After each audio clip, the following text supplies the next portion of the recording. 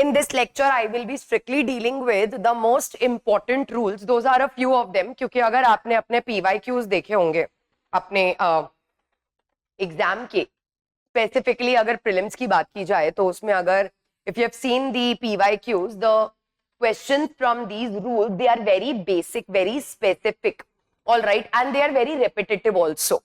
So the questions have been asked only from certain areas, certain rules which are basically important, and उन्हीं में से selectively सिर्फ उन्हीं rules में से certain questions are being asked. So that's what we have to do.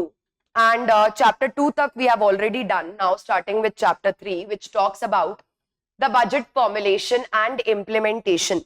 So whenever we talk about chapter 3 में यहाँ पे इसके नाम से हमें समझ आ रहा है that it talks about the budget formulation and implementation.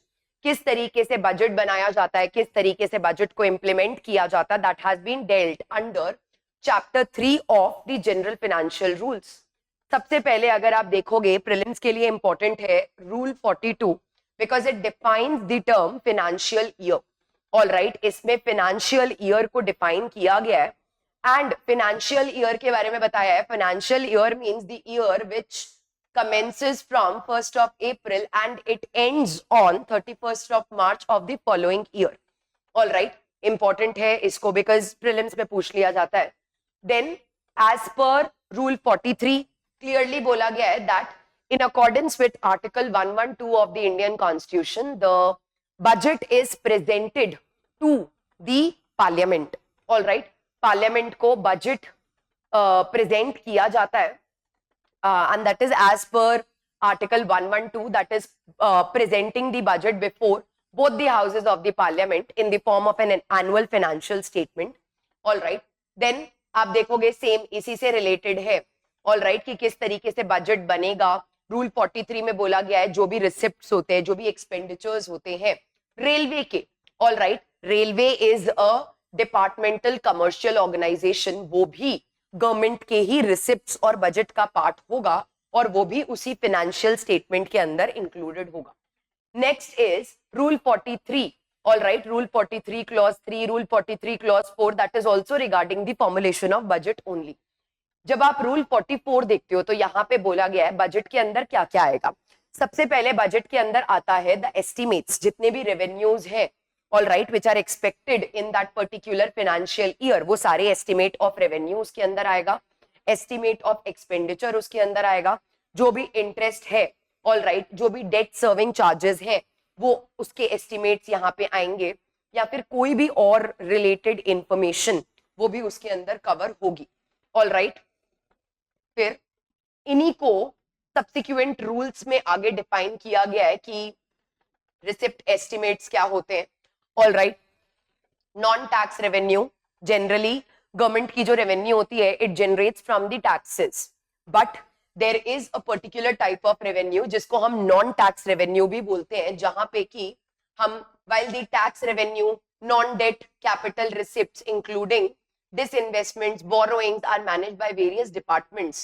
The non tax revenue के कौन कलेक्ट करता है, वो मिनिस्ट्रीज और डिपार्टमेंट्स कलेक्ट करते हैं and other autonomous bodies, and they are also a source of revenue for the government. तो वो भी एस्टिमेट उस बजट के अंदर आएगा.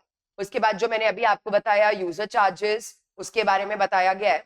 Then the dividend and the profits. All right, जितने भी डिविडेंड्स होते हैं, प्रॉफिट्स होते हैं, which includes the transfer of surplus from the RBI, वो भी मेजर नॉन टैक्स रेवेन्यू का ही पार्ट होता है गवर्नमेंट के टूवर्ड्स.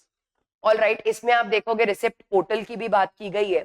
गवर्नमेंट एक public portal means an online platform provide करती है जहां पे जितने भी ऑनलाइन कलेक्शन हो रहे various taxes, various non tax revenue के, वो सब उस पोर्टल पे प्रेजेंट होते हैं. इसके बाद हमने अभी देखा एक्सपेंडिचर के भी एस्टिमेट्स उस बजट में होंगे, देन उसके बारे में दिया गया है. This is all about expenditure. All right, इसके बाद जो इंपॉर्टेंट है, मैं आपको इंपॉर्टेंट चीजें बता रही हूँ ताकि आपके एग्जाम में आपको हेल्पफुल रहे. ऑल राइट, सी यहाँ पे बताया गया है कि रूल 52 में बोला गया है what will be the form of annual financial statement and demands of the grant. All right, the form of the annual financial statement shall be वो फॉर्म जो कि फिनेंस मिनिस्ट्री लेट डाउन करेगी and उसमें कोई भी alteration of arrangement categorisation without the approval of the ministry नहीं किया जाएगा. All right, that is given. उसके बाद उसी स्टेटमेंट में उस फॉर्मेट में क्या क्या हेड्स बनेंगे, मेजर हेड्स क्या क्या होंगे, वो सारी चीजें इसमें दी गई है. इसके बाद देखोगे अगर आप तो rule 53 talks about acceptance and inclusion of estimates. जो भी रिसिप्ट के या एक्सपेंडिचर के एस्टिमेट्स हैं हर एक मिनिस्ट्री और डिपार्टमेंट के, उसको क्या किया जाएगा, मिनिस्ट्री ऑफ फाइनेंस जो है फिर उनको स्क्रूटनाइज करेगी कि उनमें से कौन से एक्सेप्ट करने हैं, इंक्लूड करने हैं in the actual budget. All right, then उसके लिए various meetings will be held with various secretaries of the financial advisors of the various ministries and departments. All right, उसके अकॉर्डिंग किया जाएगा.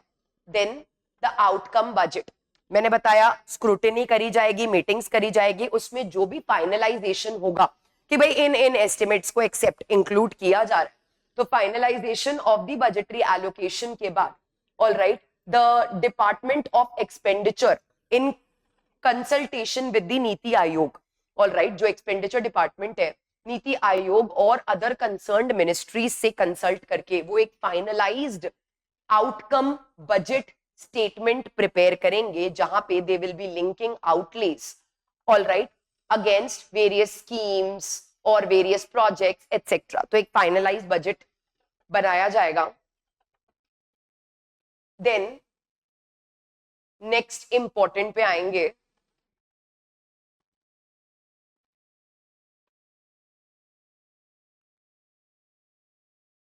the control of expenditure against budget. All right, rule 57 is important क्योंकि यहाँ पे responsibility दी गई है for controlling the expenditure. Expenditure को अगर control करना है then what is the responsibility regarding that? The department of central government shall be responsible. जो भी central government का department होगा, it shall be responsible to control the expenditure against the sanctioned grants and appropriations placed at their disposal. All right, जो भी appropriations हैं, जो भी sanctioned grant है, उनको control करने की duty, responsibility किसको दी गई है?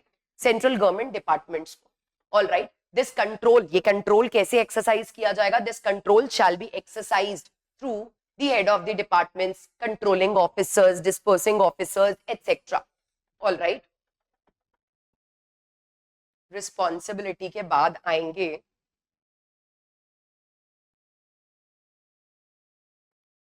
जो आपके एग्जाम के लिए नेक्स्ट इंपॉर्टेंट है, that is rule 58 which talks about the maintenance of liability register for effecting proper control over expenditure. अभी जिस कंट्रोल की बात हो रही थी, द कंट्रोल ओवर एक्सपेंडिचर, उसके लिए एक लाइबिलिटी रजिस्टर मेंटेन किया जाता है and it is basically maintained by the controlling officer. The controlling officer obtains from the spending authority the liability statements, जितने भी every month liabilities जो हुई हैं, जो भी spending authorities है उनकी जो जो liability statement है वो लिए जाएंगे और उसका एक register बनाया जाएगा for every month. All right, and this month, every month starting from the month of October in each financial year ये एक register बनाया जाएगा. All right,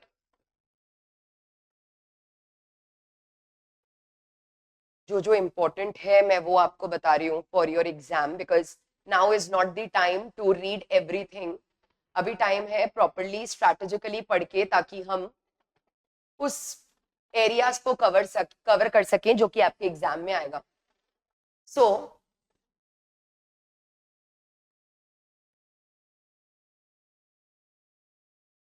Rule 68 is also important because it talks about inevitable payments. Now, subject to Article 114, which is also related to budget, all right, of the Constitution, money indisputably payable by the government shall not ordinarily be left unpaid. जो भी payable है by the government, it shall not be left unpaid. Suitable provisions for anticipated liabilities shall invariably be made in demand for grants to be placed before the parliament. So this is an important rule.